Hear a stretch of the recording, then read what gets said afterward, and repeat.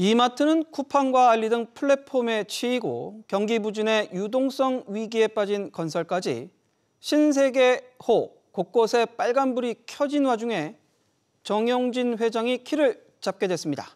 정용진식 위기 돌파법에 관심이 집중되는 가운데 CEO 교체 카드를 꺼냈습니다. 유선우 기자와 이야기 나눠보겠습니다. 유 기자, 우선 정용진 회장이 승진, 이게 얼마 만이죠? 네, 신세계에 입사한 지 28년 만이고요. 부회장에 오르고서는 18년 만입니다. 어머니인 이명희 총괄 회장이 경영 전면에서 한 발 물러나 전문 경영인 체제를 유지하면서 일찌감치 후계자의 길을 걸어왔는데요. 정 회장은 이재용 삼성전자 회장과 함께 동갑내기 삼성가 3세입니다. 지난 1995년 신세계 전략팀 대우이사로 입사했고요. 2년 만에 기획조정실 상무를 달았고 3년 뒤 경영지원실 부사장을 거쳐 6년 뒤엔 부회장이 됐습니다. 유 기자, 그동안의 신세계그룹을 보면은 여동생 정유경 사장과 역할과 그 업종을 좀 구분해서 이제 분담하는 구도였는데 이젠 그룹 전반을 책임진다는 그런 분명하진 메시지가 나온 거죠.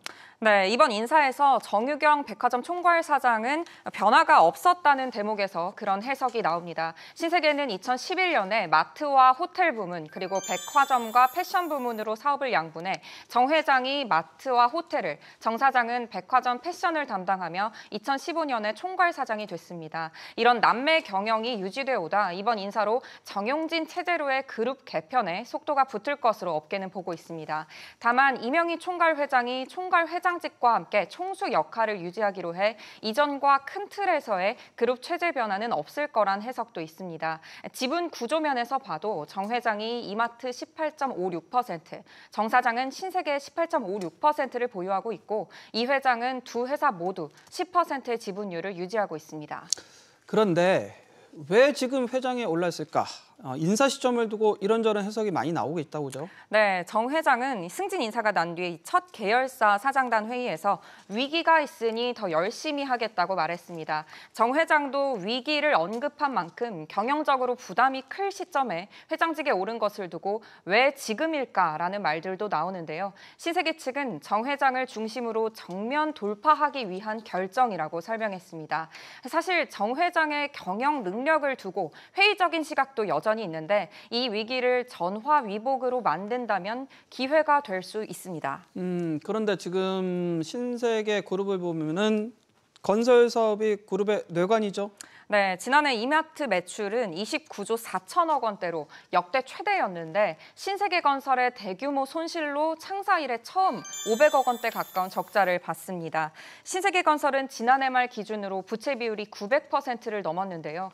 공사 원가 상승과 부동산 경기 침체에 따른 분양 실적 부진, 예상되는 미래 손실이 선반영된 결과입니다. 때문에 그룹이 2천억 원을 수혈하고 신세계 영랑호 리조트와의 흡수합병 등 전사적 으로 건설 살리기에 집중하고 있는 상황입니다.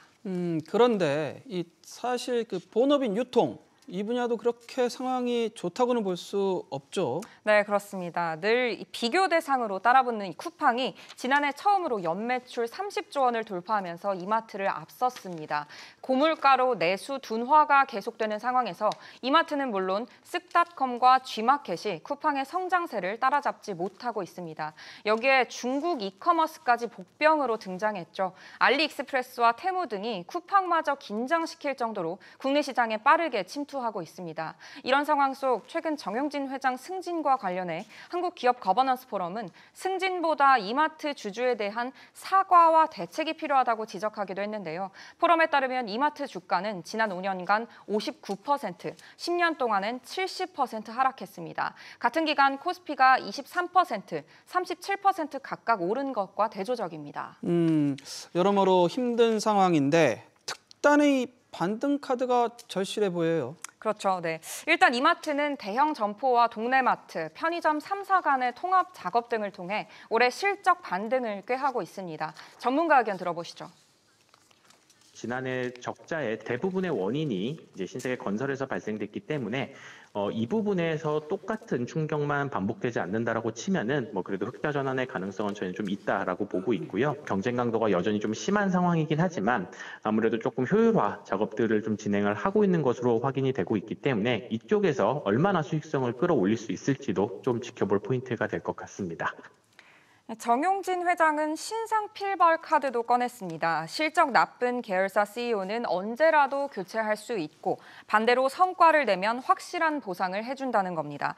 이르면 다음 달부터 임원진을 대상으로 이런 수시 인사 제도를 시행해 내부 긴장감을 끌어올린다는 전략입니다. 아무래도 신세계 건설과 함께 적자에서 벗어나지 못하고 있는 스타컴과 G마켓듯이 첫 타깃이 될 수 있습니다.